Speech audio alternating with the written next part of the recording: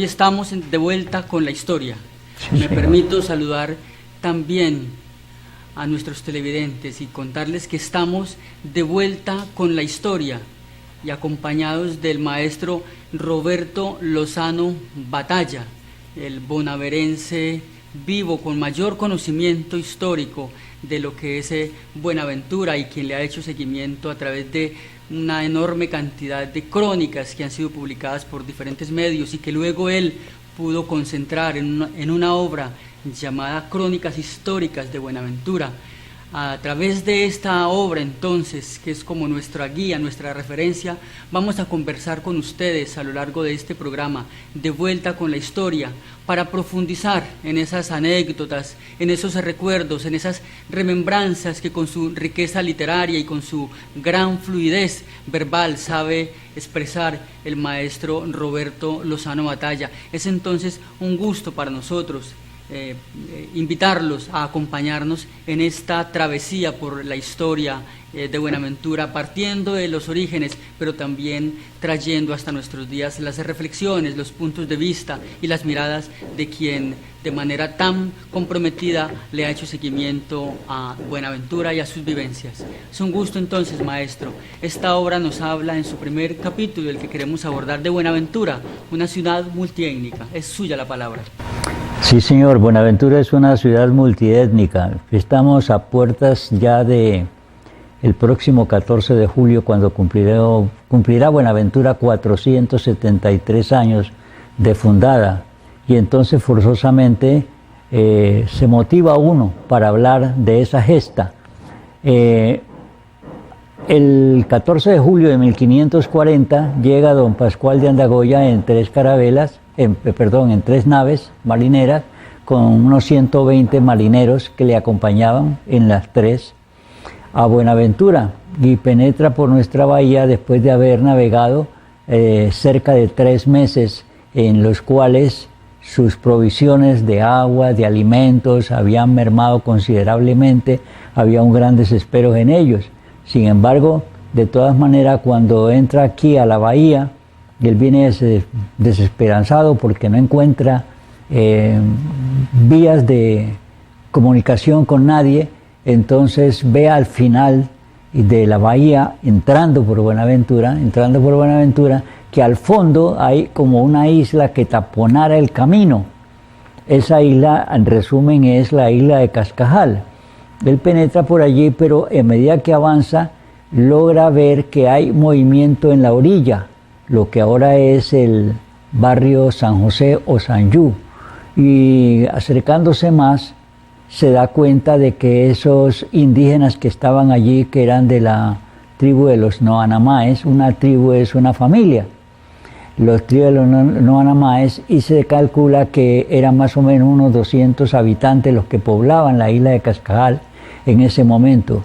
Cuando él se acerca y ve el movimiento de gente allí, se llena de una gran ilusión, y dice la historia que es cuando él exclama: "Esta es nuestra Buenaventura", porque para él significaba que se acababa el hambre, se acababa la sed, y que se ilusionaba a encontrar alguna de las cosas, especialmente el oro, que era la finalidad de los viajes, porque los viajes explorativos estaban encaminados a buscar riquezas en nuestras tierras. Entonces se acerca y hace el desembarco precisamente en la isla de San José, de Sanjú. La isla de San José no se llamaba así, le llamaban isla de Cascajal, los nativos que estaban allí, porque la isla había sido asiento de diversas tribus de otros que llegaban, y uno se extraña y dice: pero ¿cómo así que llegaban unos y otros? Pues claro, la gente, si usted donde está siente que le cae una gotera, usted se corre a un sitio, se corre al otro. Usted se le incomodan tiene dificultades en Buenaventura, dice: me voy para el Chocó, para el Nariño, me voy para el Cauca, me voy para Cali, me voy para el interior, busca otra plaza. Entonces unos y otros van. Ahora usted llega a un sitio, se fue usted para Venezuela, no le convino, se va luego para Panamá, y así sucesivamente. Entonces, al llegar allí, encuentra con que los indígenas nuestros eran personas que vivían completamente desnudos. Esto no era una cosa mal hecha, sino una cosa natural en ellos, porque no había malicia. Entonces eran hombres adultos, eran ancianos, eran jóvenes, eran niños, eran personas enfermas en una población de 200 personas. Y esas 200 personas se albergaban más o menos entre 15 o 20 casitas palafíticas que teníamos en el sitio. Cuando llegan 10 tiene un nombre, como dije antes, Isla de Cascajal, pero el español, que viene patrocinado por los reyes católicos, por la religión católica, trae sacerdote en compañía y trae también las ilusiones de propagar su fe religiosa ante los demás. Entonces, al llegar allí, piensa que debe darle nombre al sitio y es el fundador el que le da el nombre a ese sitio de San José, que se convierte en el primer barrio que ha habido en Buenaventura. Eso fue el 14 de julio de 1540. Al llegar allí, encuentra él pues que sí, había alimento porque cazaban los peces también, y había agua potable, y nota que algunas personas de las que estaban allí, seguramente los jefes, aparecen adornados, desnudos pero adornados con orejeras, con nariceras, con bemberas, con collares, con brazaletes, pero todo en oro de fina filigrana. Entonces él observa dos cosas: en primer lugar hay oro, en segundo lugar hay arte, y todo eso lo deslumbra y dice, no, aquí está resuelto todo. Pero junto con eso, después de pasar 3 meses de viaje, y que vienen con hambre y que vienen con sed, también vienen con una sed lujuriosa, y encuentran que todas esas indígenas están desnudas. Entonces ellos encuentran que es la oportunidad de saciar lo suyo. Entonces se apoderan de algunas de ellas, y esas personas tienen a su vez su pareja. La pareja trata de protestar y el tipo agarra con el cuchillo, con el arma, con la cosa, y lo pone en seco, como que dice, aprendan, el que no deja esto va a tener consecuencias serias. Entonces abusa. Es para ello donde empieza la forma esclavizadora hacia ese pueblo indígena que ellos encuentran, dominadora completamente. Ya entrando en referencias con estas indígenas que estaban allí, les pregunta de dónde sacan el agua potable, y el tipo, el indígena, le señala al conquistador, al fundador, le señala, le dice allí, y al señalarle con el dedo, le está señalando una distancia de 200 metros, que es el sitio donde está exactamente San José, y la parte final, la parte nivelada con la orilla del mar, de donde cae el barrio San José. Recordemos que en la calle Sexta con Primera hay un establecimiento llamado Embajada Vallenata, y al pie de al lindero de esa Embajada Vallenata hay unas escalinatas de gruesos escalones, y descansan en el piso al nivel del mar. Entonces le dice allí, y resulta que era porque esa Embajada Vallenata está sobre la loma más alta de la isla de Cascajal, de Buenaventura, y tiene calculado 15 metros de elevación. Esa esquina recibe la afluencia de una quebrada llamada Tequendama, y también de otra llamada La Virgen. De allí proviene el nombre de la calle La Virgen, porque da esos frutos. Como allí fluye la montaña, entonces descarga al pie de ese nivel del mar el oro que baña de esa misma montaña. Ustedes dirán, pero ¿cuál oro va a bañar allí? Yo he estado allí muchas veces y no he visto oro. Pero es que usted va a cualquier mina y usted tira ojo y no ve el oro. El oro hay que buscarlo, hay que cernirlo, que es lo que hacen con las bateas y las cosas.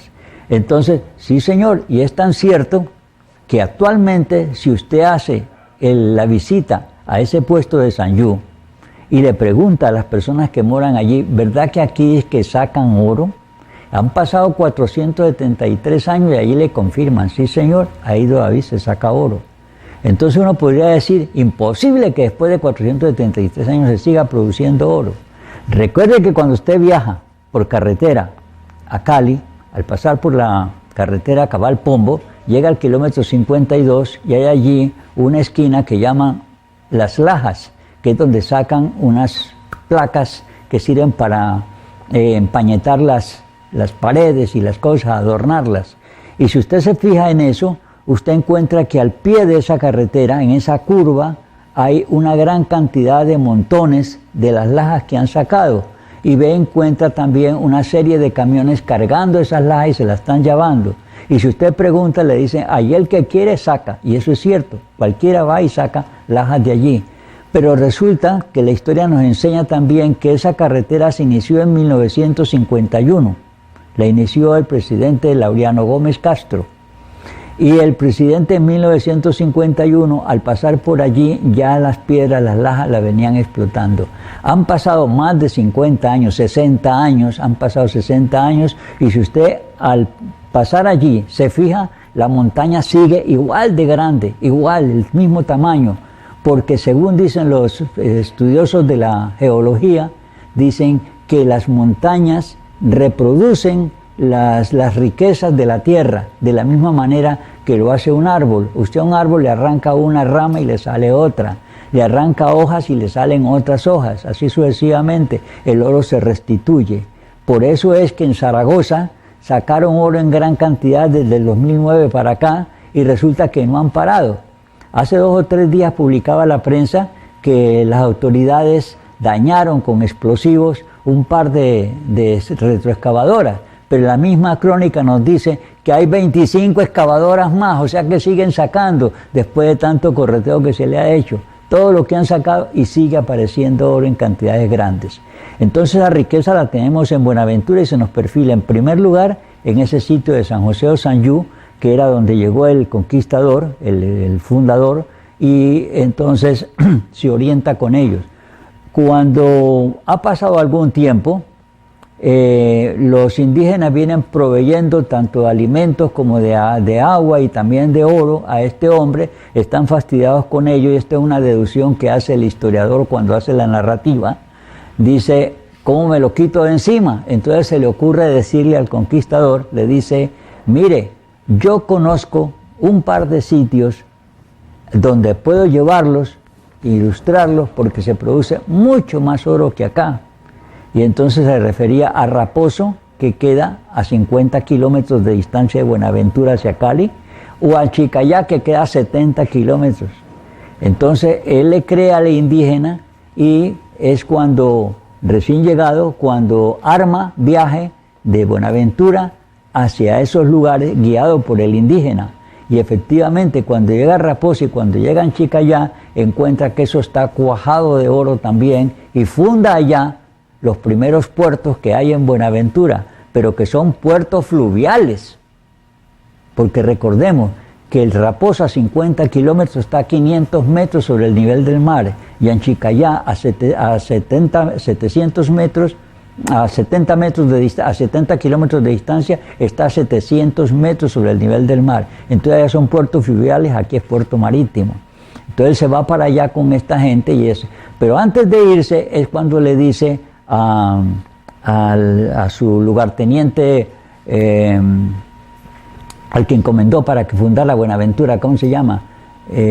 Juan de Ladrilleros. Juan de Ladrilleros, precisamente. Mira, yo soy el alcalde del pueblo, es por decir una ficción que hago yo soy el alcalde del pueblo, tú quedas encargado de esto, y tú vas a hacer la fundación y le vas a poner el puerto de Buenaventura.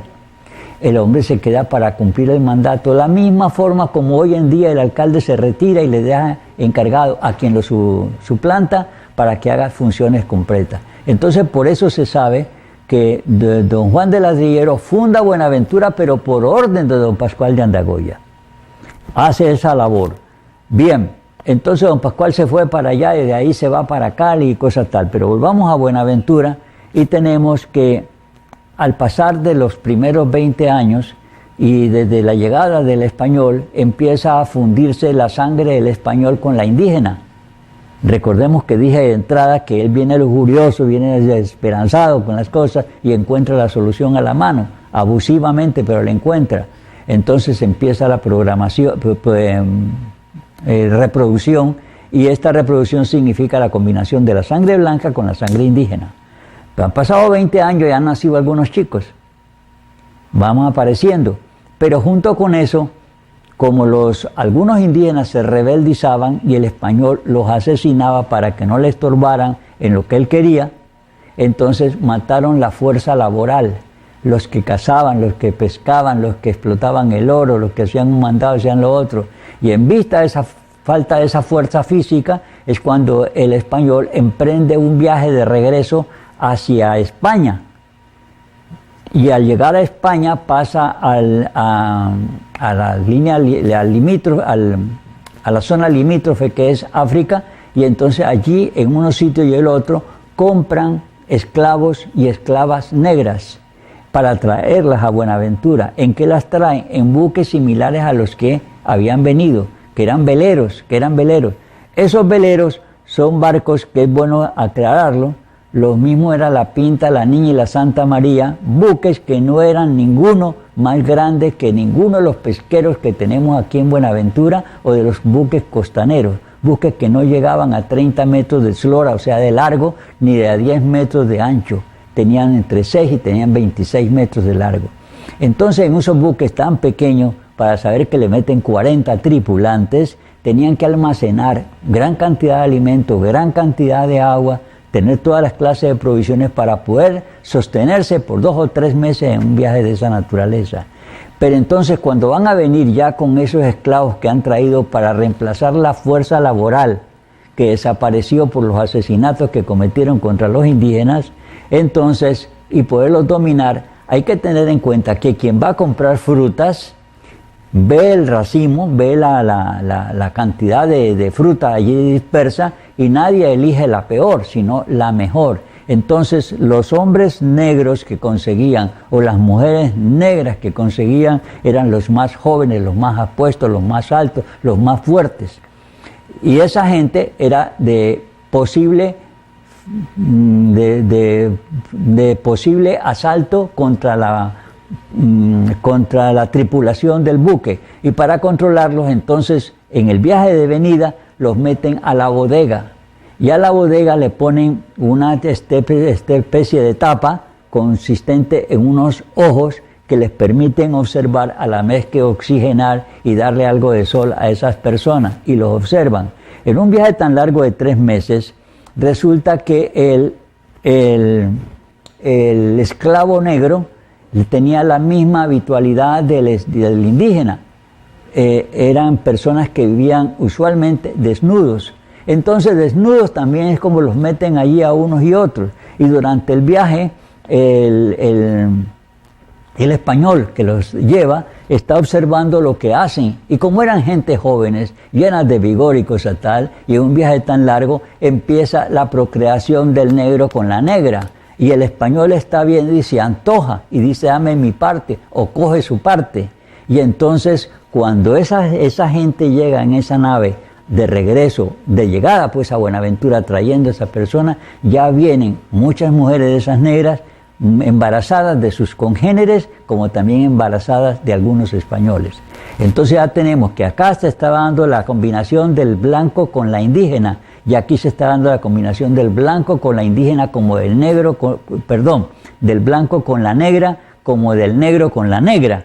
Ya viene una mezcla mucho más avanzada. Cuando llegan a Buenaventura, entonces el español empieza a seguir combinando, combinaba con indígenas como combinaba con mujeres negras también. Entonces había una trilogía de sangres allí mezcladas. Pero también sucedía el siguiente detalle, que los hijos que habían nacido de los primeros indígenas ya tenían capacidad también de procrearse con los otros. Entonces el uno combinado más el otro combinado se juntaban. Yo he explicado en varias oportunidades en conferencias que algo similar ocurrió con mi vida. Mi papá era un hombre blanco. Mi abuelo paterno era un antioqueño, nativo de Cali, residente en Cali. Y mi abuela era una española blanca. Y mi abuelo era un antioqueño blanco. Y digo que el uno era blanco y el otro blanco simplemente por significar que hay antioqueños que no son blancos, sino que son negros. Y hay españoles que no son blancos, sino que son negros. En mi caso, ambos eran blancos. Entonces produjeron a mi papá en consistencia blanca. Pero mi papá se unió con una negra que era mi madre. Y mi madre a su vez era hija de un negro que a su vez se unió con una indígena. Entonces en mí confluyen la sangre blanca, la sangre negra y la sangre indígena de la misma manera como sucedía en esa época primaria de la creación de Buenaventura. Ahí tenemos una evolución. Entonces avanzan en el crecimiento y la explotación del oro. Recordemos lo que dije antes, todas las avanzadas de españoles que llegaron a nuestros lares venían en busca de riquezas. Y las riquezas no eran tanto por la fruta, especialmente era el oro. No pensaban siquiera en otros materiales, en otros metales, pensaban especialmente en el oro porque era lo que más abundaba. Se fueron enriqueciendo. Al crecer el tiempo, han pasado 50 años y el indígena ha venido soportando pacíficos, como somos de acá del Pacífico, ha venido soportando, pero llega el momento en que la copa se rebosa y planean y ejecutan. Entonces, en una madrugada de 1590, en 1440 fue la fundación, en 1590 han pasado 50 años y entonces incendian a lo que es Sanjú, lo incendian. Y el indígena, después de que incendia Sanjú, se interna en la isla, porque la isla de Cascajal de Buenaventura no era como la vemos hoy, llena de calles y de pavimento y de cosas tal. Por el contrario, era un terreno, esa isla, muy arborizada, muy llena de forestación, perdible para cualquier persona que se metiera allí. Entonces el indígena se esconde en la misma isla para que el español no vaya. ¿Y por qué no va el español? Por la misma razón de que el soldado nuestro no persigue al guerrillero. El guerrillero es vaquiano en el monte, el soldado no. Entonces sabe que meterse allá es caer en trampas, entonces lo deja perder. Pero 10 años más tarde se han apaciguado las cosas y ese indígena quiere regresar. Y para regresar no lo hace por el mismo sitio donde se metió, sino que lo hace a unos 500 metros más hacia el oriente. Recordemos que cuando usted entra por la isla de Cascajal y llega al barrio Sanjú, a su mano derecha queda el oriente, que es por donde sale el sol.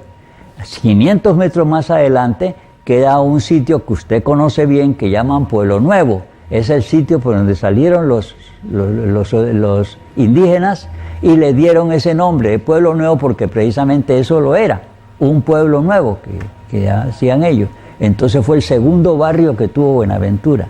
Ya estamos hablando de 1590 y pasamos a 1600. Hasta allí nos cuenta la historia esa parte y luego la historia nos da un brinco a 1823 para referirnos que en esa época era presidente de Colombia Francisco de Paula Santander, reemplazando en su ausencia al titular que era Simón Bolívar.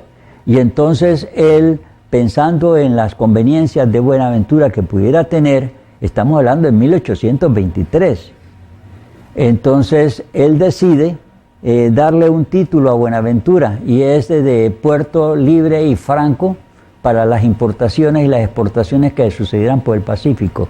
Y lo titula de esa manera, y claro está, Buenaventura se crece en el título, así como ahora nos hemos crecido con el título de que somos puerto Distrito Especial. Pero resulta que el Distrito Especial se empieza a concretar en el 2007, y del 2007 al presente han pasado 6 años, y en esos 6 años todavía no vemos el desarrollo de esa proyección. Tenemos una gran esperanza, una gran ilusión y seguramente nos va a traer bendiciones, pero lo cierto es que hasta el momento no nos ha llegado nada. Así mismo pasa con las circunstancias allá, nos nombran de Puerto Libre y Franco, pero sigue siendo una época en que las únicas naves que circulan en el mundo son los veleros, porque el vapor no existía. Y por esa misma circunstancia usted recordará que el velero tarda mucho tiempo en viajar, es porque se apoya en el viento. El viento lo impulsa y entonces él navega, pero cuando el viento cesa, la nave se paraliza, y si el viento es en contra, lo hace retroceder, o sea que es como el cangrejo, lo lleva y lo trae. Ahí se va yendo mucho tiempo y se tiene que saber mucho de marinería. Hoy en día, según entiendo, ahora todo es por computador y las cosas se las ponen de maravillas, y en esa época no lo había. Entonces nosotros teníamos ya puerto con con el carácter que le dio Francisco de Paula Santander de Puerto Libre y Franco, pero éramos un puerto sin terminal, y eso significaba que nosotros no teníamos nada que hacer, teníamos que esperar que el buque llegara, pero llegaba ¿a qué? En Buenaventura no había nada, no había ninguna conexión de Buenaventura con el interior del país, estaba completamente encerrado. Éramos puerto marítimo natural, pero no éramos puerto marítimo con terminal. Luego, en 1827, regresa Simón Bolívar a su curul y ve lo que ha hecho Santander, lo aplaude y le dice, y yo le añado el título de villa. El título de villa en esa época, en 1827, equivalía a nombre de departamento, es decir, nos engrandece, respalda lo que hizo Santander, lo reafirma y le da título de villa, pero seguimos en las mismas condiciones, seguimos con títulos. Y los títulos no hacen al rey, el título no hace al campeón, el campeón tiene que hacerse a base de sus logros. Bien, entonces saltamos ahora a 1878, el presidente era Abel Largacha, perdón, enseguida me acuerdo el nombre. En todo caso, el presidente de la República congenia con el ingeniero cubano Francisco Javier Cisneros, porque este hombre, Francisco Javier Cisneros, había realizado una serie de ferrocarriles en Colombia, especialmente el ferrocarril del Antioquia, que es el más afamado, pero otros también, le ha dado buenos resultados. Entonces el presidente Largacha, apellido Largacha, yo me acuerdo del nombre completo, entonces conviene con él en que él haga el ferrocarril que parta desde Buenaventura hacia Cali. Oído bien, él no dice hagan el ferrocarril simplemente, especifica, desde Buenaventura hacia Cali. ¿Por qué Buenaventura hacia Cali? Porque él quería convertir el puerto marítimo, lo quería convertir en terminal. Y para eso arrancaba de allí, que era la base. La base principal era conectar a Buenaventura con el interior, para que el interior de Colombia se pudiera conectar con el mundo a través de Buenaventura. Nos convertía en puente. Entonces en 1878 convienen entre ellos para realizar el ferrocarril del Pacífico. El ferrocarril del Pacífico se conviene en que Cisneros hace el estudio, y allí trabajó bastante Jorge Isaac como topógrafo, y eso le da, dice, una medida de 174 kilómetros. Recordemos que la carretera vieja, llamada Simón Bolívar, tiene 142 y que la carretera Cabal Pombo tiene 124, pero la carretera del ferrocarril, la carrilera del ferrocarril tiene 174 kilómetros, o sea que la construcción tenía que ser sobre una base de 174 kilómetros. Dijeron que se necesitaban 15 túneles, y esos túneles existen y dan servicio todavía en Buenaventura. Dan servicio, todos los 15 túneles. Y también había que hacer 103 puentes, entre ellos el puente del Piñal. El puente que tenemos en el kilómetro 10, otro puente que también hizo Cisneros. Pero hay 103 puentes en la ruta. Lo que ocurre también es que la gente cree que un puente todos tienen que ser del tamaño del Piñal. Pero es que un puente es algo que une con otra cosa, nada más. Puede ser 1 milímetro y es un puente. Entonces, esos puentes se hicieron, los 103 puentes, los 15 túneles, los 174 kilómetros, partiendo de Buenaventura. Pero resulta que la isla de Cascajal, para poder pasar a la zona continental, estaba aislada, porque por ser isla estaba rodeada de agua por todas partes, como lo sigue siendo hasta el momento de hoy. Pero había una separación entre la isla de Cascajal y la zona continental. Y la distancia es de 200 metros. Que es entonces cuando Cisneros tiene que hacer el primer puente de los 103, y ese puente es el que usted conoce como el nombre del puente del Piñal, pero él lo hace en madera, totalmente en madera, lo ejecuta y servía exclusivamente para que pasara el tren, por sobre él el tren, pero más o menos a los 6 meses el puente flaqueó y hubo que repetirlo. Esta vez eligieron mejor las maderas, lo hicieron mejor y lo hicieron diferente en el sentido de que permitía el paso del tren, pero además le añadieron un paso peatonal, que además servía para semovientes, un paso peatonal de aproximadamente 2 metros de ancho. En ese paso peatonal, pues no cabría hoy en día un automóvil, Y entonces, ¿por qué son tan brutos, hombre? Todo un ingeniero tan afamado y ¿por qué hace eso tan estrecho? Pues porque en esa época el automóvil no existía. Y como no existía, no estaba previsto. Entonces, como no soñaban que eso tenía que hacerse, él hizo lo que era útil en el momento. Entonces hizo el puente, y ese puente nos prestó servicio desde 1878, que significa el inicio del ferrocarril, hasta 1882, cuando él entrega el puente, y desde 1882 hasta 1927, más de 40 años nos prestó servicio ese puente de madera, nos prestó servicio. Ese puente fue reemplazado por uno que hizo la Raymond Concrete Pile Company en el mismo sitio que usted conoce, y que es el mismo puente que está allí en el Piñal, viniendo de la isla de Cascajal hacia Cali, el que queda a mano derecha. Y para más señas le digo, el mismo que explosionaron con dinamita los insurgentes una madrugada del año 2000. Lo explosionaron y no lograron vencerlo, simplemente le crearon una tronera. El mismo puente que más adelante, hace unos pocos años, y haciendo una inversión multimillonaria de 3.000 y 4.000 millones de pesos, se dispusieron a acabar de tumbarlo y que para rehacerlo, y entonces lo atacaron tanto por un extremo como por el otro, y no pudieron. La ley autorizada y todo lo demás a luz pública, con todas las dinamitas, no pudieron, demostrando que ese puente no se necesita ser derribado, lo que necesita hacer es reparado, hacerlo útil, pero no le han querido parar por ese asunto. Entonces estamos allí en el camino de la construcción del ferrocarril. El ferrocarril se inicia en 1878 y por fin logra coronar en Cali el 1 de enero de 1915. Han pasado 37 años en la construcción. Cuando ya logra coronar el tren allá, entonces ya el interior se comunica con Buenaventura. Pero entonces había un gobernador llamado, apellido Rengifo, ya le contaré el nombre completo. El gobernador Rengifo piensa que Buenaventura sigue siendo puerto marítimo pero sin terminal, y que es necesario convertirlo en terminal. ¿Qué es un terminal? Donde termina una ruta o donde se inicia un viaje. Y entonces había que hacerle un terminal. Entonces, cuando él se dispone a que se haga el muelle Rengifo, el llamado muelle Rengifo, en honor, que se le da ese nombre en honor al mismo gobernador que nos lo aporta. Y eso lo hace entre 1918 y 1921, se construye. Al construirse, ya el tren puede llegar hasta allí. En 1921 ya puede llegar hasta allí. Entonces ya se sabe que Buenaventura es puerto marítimo, ahora sí con terminal, pero el terminal era solamente una bodega. Cuando se construye la bodega del muelle Rengifo, se le crea un muelle paralelo, un brazo de mar que todavía existe.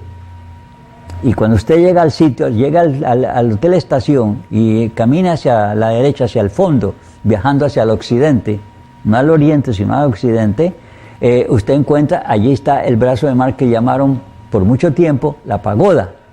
Y la pagoda se llamó porque la Secretaría de Educación, la Secretaría de Cultura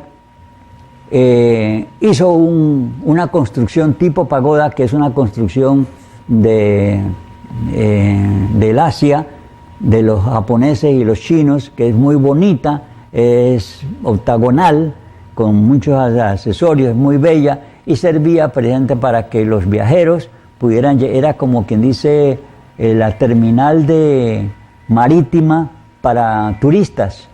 Allí se llegaba, entonces todo el mundo empezó a reconocer al sitio como Muelle La Pagoda. Ese fue un nombre que se impuso, y ese nombre quedó en la memoria, pero ya la pagoda desapareció hace mucho rato, y ahora en el sitio donde estaba la pagoda tenemos el nuevo edificio que hizo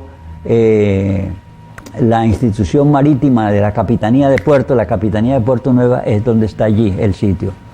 Bien, entonces hemos dicho que ya el doctor Rengifo, que era periodista también y abogado, nos confiere el uso del muelle, del terminal marítimo. y eso es 1821. Para que Buenaventura tuviera alguna capacidad de poder desarrollar la construcción del ferrocarril entre Buenaventura y Cali, pues arrancaba de Buenaventura, porque de Buenaventura es donde iban a llegar los materiales para poder hacer el ferrocarril. Entonces, ¿dónde los depositaban? Pues los depositaron en una bodega que crearon, que era una bodega, por cierto, una bodega bien grande, con techo de zinc y con medias paredes en su lateral. La razón del techo era para proteger los materiales que allí se albergaran, y los materiales que se esperaban albergar eran para construir el ferrocarril. ¿Qué traían? Pues traían los rieles, traían los clavos, porque aquí no se producía nada de hierro, y también las máquinas del ferrocarril, que vinieron todas de Inglaterra. Inglaterra es quien le vende a Colombia los rieles, quien le vende todas las herramientas y le vende también las maquinarias a Colombia.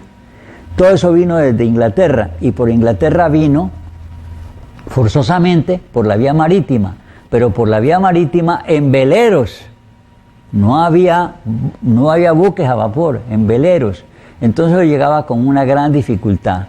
Las máquinas del ferrocarril llegaban desarmadas, porque tampoco había cómo manejar una cosa tan grande como una máquina de ferrocarril, que hoy en día sí hay maquinarias que la levantan completa y la ponen de un sitio a otro, pero en esa época no. Entonces, al hacer esa circunstancia, cuando los buques llegaban, entonces descargaban en pangones en la bahía, y luego cruzaban el mar, se acercaban a este sitio y los depositaban en la bodega. La bodega que yo le estoy diciendo, que fue la primera que hicieron para ese propósito, quedaba exactamente donde ahora está el edificio del café, en la parte donde usted ha visto que está la zona bancaria, que es a continuación del Hotel Estación, en toda esa esquina. Y hay foto que lo demuestra. Así es que lo que estoy diciendo tiene un apoyo válido para el propósito. Y yo la tengo. Bueno, entonces, esa fue la primera estación de ferrocarril que hubo. ¿Por qué era la primera estación? Porque ahí se comenzó a hacer el primer trabajo del ferrocarril. Y cuando las máquinas regresaban o los trabajadores regresaban allí. De ahí partían, de ahí regresaban. Y poco a poco. Luego, más adelante, hicieron una segunda bodega del ferrocarril, que queda exactamente colindante con el extremo occidental, no oriental, occidental, del edificio que ahora se conoce como Bodega Leonidas Lara, sí, la bodega de la Gran Colombiana. Primeramente se llamó Bodega de Leonidas Lara, que fue los que le vendieron a la Gran Colombiana. Allí quedaba, y estuvo hasta hace unos 4 o 8 años atrás, un servicio de cars, de esos carritos chocones que había allí, que de entretención, en ese sitio, y eso es colindante también con la clínica Buenaventura. Allí quedaba, y esa fue la segunda estación del ferrocarril que tuvo Buenaventura. Observe que todo va saliendo hacia allá. La primera está en el kilómetro 1, porque el kilómetro 0 se inicia al pie del Hotel Estación.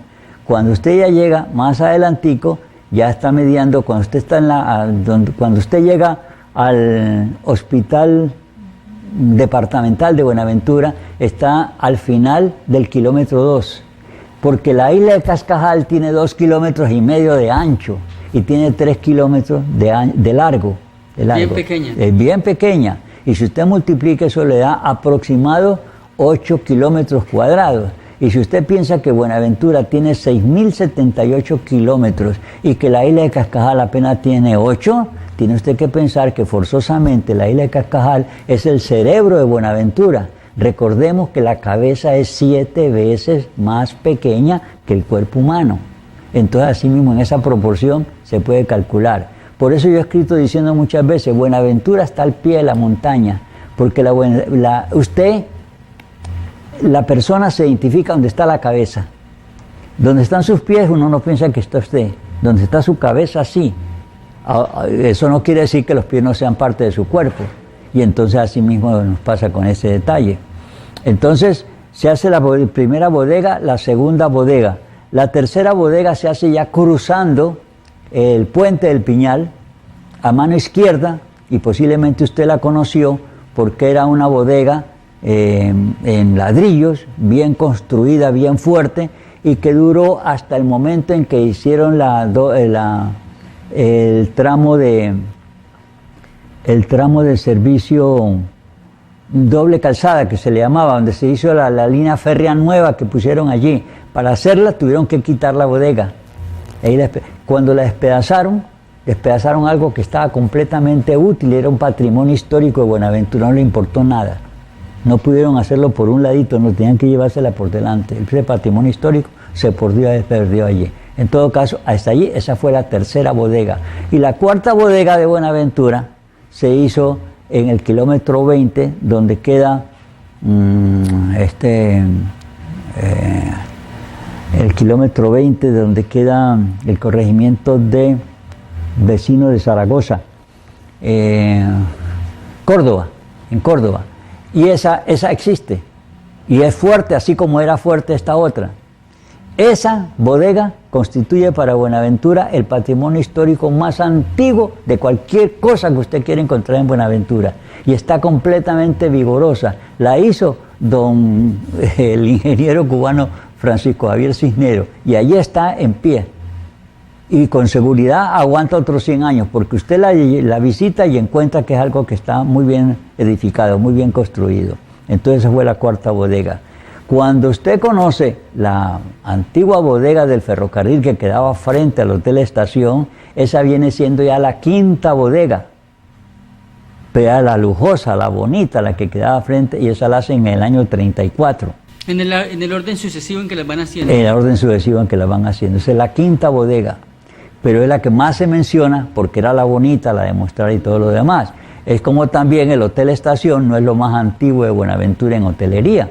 Antes hubo un hotel que se llamó Hotel Nacional y que fue construido exactamente donde está el Hotel Estación. Allí había un promontorio, una peña, porque dato curioso que le digo en esta atropellada biografía que le estoy haciendo de Buenaventura, dato curioso es decirle que la única zona que la isla Cascajal tiene de base rocosa es esa esquina donde está el Hotel Estación y donde está el edificio del café. Todo eso es pura roca. Y allí había una roca que presentaba un promontorio. Entonces el promontorio lo rebanaron para poder construir allí hicieron una construcción que sirviera de albergue para la parte administrativa del ferrocarril. Le hicieron en 2 pisos y era de fina madera. Y esa construcción fue derruida cuando se dispuso a hacer el Hotel Estación, que le tocó dirigir al general Alfredo Vázquez Cobo, que también era el primer administrador que tuvieron los ferrocarriles en Buenaventura. Entonces de esa manera se elaboró esa parte. Cuando ya sacaron a el antiguo hotel Nacional, y para reemplazarlo por el Hotel Estación, entonces ya vino pues esa nueva marginalidad. Recordemos que el Hotel Estación nace el 19 de septiembre de 1925, pero nace con 2 pisos nada más, con todo su otro accesorio, pero con 2 pisos. El tercer piso se lo adjudican en 1934 y apenas en 1934 es cuando hacen la quinta estación del ferrocarril, la lujosa, la bonita, que nos la han reemplazado ahora con otra cosa. Maestro Roberto Lozano Batalla.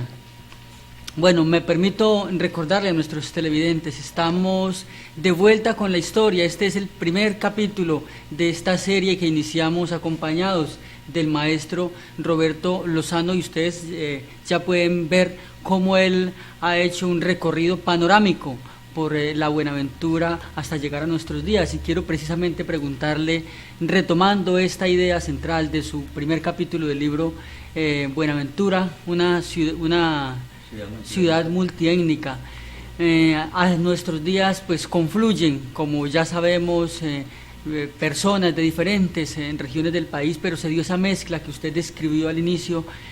¿Cómo está, de manera panorámica, para terminar este primer capítulo de nuestro programa, entonces, esa visión de la ciudad que usted llama la ciudad multiétnica? Pues la visión que se establece es que Buenaventura tiene 473 años de historia, pero solamente tiene 135 años de desarrollo de progreso. Para mí el desarrollo de Buenaventura inicia en 1878, cuando se inicia la construcción del ferrocarril, y es la producción del ferrocarril la que nos eleva a nosotros a posición de progreso, se convierte en la primera industria, el primer avance que tenemos. Cuando ya llega el ferrocarril a Buenaventura, llega a Cali, y de Cali pues tiene terminal acá donde llegar también, empieza el avance de lo que es ahora sí el desarrollo del terminal marítimo, que comienza con la primera bodega, o sea, el muelle Rengifo, pero en 1930 ya se empiezan a hacer otras bodegas y va de la 1 a la 4, después se hace la quinta bodega y finalmente tenemos ahora 13 bodegas en una extensión de más o menos 2 kilómetros 100 metros de extensión. Allí pues el progreso ha sido grande y el progreso de esa circunstancia ha sido muy variado. Recordemos también que cuando se inicia el ferrocarril en 1878, nosotros no éramos Valle del Cauca, nosotros éramos Departamento del Cauca. Entonces, cuando se habla del ferrocarril, no se habla del ferrocarril del Pacífico, se habla del ferrocarril del Cauca. Cuando originalmente se comienza a hablar del ferrocarril. Cuando originalmente se comienza el ferrocarril del Cauca, y con ese nombre dura hasta 1910, 5 años antes de que el ferrocarril llegue a Cali. En 1910 es cuando se hace la transición por orden del gobierno central de que al Cauca se le segrega la parte correspondiente al Valle del Cauca. El Cauca sigue y quedamos nosotros con la parte que nos dejaron, que sea Valle del Cauca. Entonces allí cambia el nombre del ferrocarril, ya no se le llama Ferrocarril del Cauca, sino que se le llama Ferrocarril del Pacífico. Entonces cuando entra la administración, lo que dominaba en Buenaventura toda la población marítima era el ferrocarril, y el ferrocarril dura con ese nombre hasta 1939, y entonces entra a aparecer una administración que es la apoyada en el Ministerio de Obras Públicas, y con Ministerio de Obras Públicas dura hasta 1959, año en que surge para bendición de Buenaventura un hombre llamado Néstor Urbano Tenorio, un parlamentario que, siguiendo consejos del presidente de la República, Virgilio Barcos Vargas, toma un modelo francés, y con ese modelo francés lleva al Parlamento la proposición de hacer la empresa Puertos de Colombia. Pero lo que él buscaba era crear independencia al terminal marítimo de Buenaventura. Ya en esa época nosotros teníamos mucha fuerza. Hasta 1953 a Barranquilla se le llamaba la Puerta de Oro de Colombia, porque ellos eran los mandamás. Pero ya en 1959 nosotros ya superábamos a Barranquilla, y superar a Barranquilla significaba que le ganábamos a Santa Marta, Cartagena, al Puerto Seco de Bogotá y de Tumaco. Le ganábamos a todos juntos. Entonces, cuando él logra eso, los otros puertos dicen, pero ¿cómo van a hacer un puerto para Buenaventura y no un puerto para el resto del país? Y consiguen meterse. Entonces por eso se habla ya en plural, no de puertos, sino de puertos de Colombia. Surge la empresa entonces Puertos de Colombia en 1959 por ley, y por ejercicio en 1961. De 1961 dura 30 años hasta 1991, cuando el señor presidente de la República, César Gaviria Trujillo, llega con su eslogan de "Bienvenidos al futuro", y agarra y ¡pum!, nos quita el terminal marítimo. Y luego en el 94 surge la empresa Sociedad Portuaria Terminal, que es la que nos está administrando ahora. Bien, maestro, nosotros estamos llegando entonces así como al final de nuestro primer capítulo de esta serie que llamamos De Vuelta con la Historia. ¿Cómo se ha sentido? Rico, rico porque pues yo no puedo vivir pensando en estas cosas, pero cuando se me consulta, inmediatamente me pone a viajar y yo intento poner viajar al escucha. Me imagino que es una de las pocas ocasiones en que usted ha podido centrarse en uno de los tantos aspectos de esta historia que usted tantas veces ha referido, pero que en diferentes escenarios le obligan a sintetizar y entonces a dejar detalles de lado. Correcto, y es más, desafortunadamente, a pesar de que este medio me ha permitido ampliarme mucho más, uno a la medida que va expresando se acuerda que se brincó una cosa, se brincó la otra, se brincó y quisiera contarlo todo. Pero lo afortunado, maestro, es que en esta ocasión sí tenemos la oportunidad de saber que siguen otros capítulos Sí, y señor. desde ya podemos anunciarle a nuestros televidentes que luego vendrá entonces el capítulo de Añorando a la Grand Line. Sí, a la Grace Line, sí, señor, Graceline. Grace Line. Entonces, a partir de ese capítulo usted va a poder hacer añoranza un poco de la parte urbana de Buenaventura, de las vivencias de la ciudad, de cómo surgieron personalidades de la época y cómo se fue expandiendo urbanísticamente hablando la ciudad. Sí, señor, correcto. Bueno, a nuestros televidentes les agradecemos por habernos acompañado, les estamos recordando, vendrá un siguiente capítulo donde el maestro Roberto Lozano Batalla seguirá hablando con ustedes, compartiéndoles acerca de sus recuerdos y de sus reflexiones en torno a Buenaventura, basados por supuesto en sus documentaciones, en sus búsquedas, que como ustedes pueden ver nos las ha presentado con lujo de detalles. Yo no diría solamente que ha sido una magistral exposición, sino una majestuosa exposición. La verdad es que volaron estos 50 minutos, estamos por encima un poco de los 50 minutos y eso es señal de la forma amena e interesante como el maestro Roberto Lozano Batalla pues ha sabido entregarnos para la presente generación y para las futuras estas reflexiones y estas añoranzas. Yo he dicho muchas veces que la llegada de Yubarta a Buenaventura ha sido una bendición, pero la llegada de Yubarta sola no es tanto. Sus animadores, usted, sus compañeros, el equipo que lo acompaña, se hacen cosas maravillosas por Buenaventura. Esto es hacer patria. Maestro, muchísimas gracias. Bien, a nuestros televidentes, les agradecemos infinitamente por habernos acompañado y les invitamos a continuar con la programación de Yubarta Televisión.